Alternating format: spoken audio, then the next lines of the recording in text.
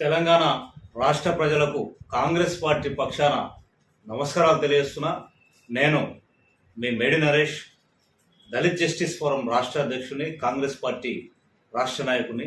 Congress party అధిష్టానానికి, గౌరవ ముఖ్యమంత్రి, తెలంగాణ రాష్ట్ర గౌరవ ముఖ్యమంత్రి రేవంత్ రెడ్డి అన్న గారికి చేతులెత్తి మనవి చేసుకుంటా ఉన్నా. ఇవాళ భువనగిరి పార్లమెంట్ అభ్యర్థిగా చామల కిరణ్ను డిక్లేర్ చేయవలసిందిగా మనవి చేసుకుంటా ఉన్నా.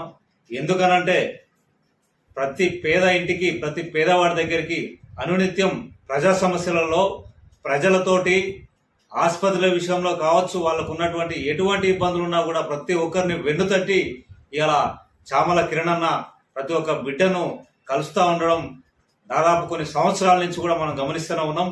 ఇలా తెలంగాణ రాష్ట్ర వ్యాప్తంగా కూడా ప్రతి కాంగ్రెస్ పార్టీ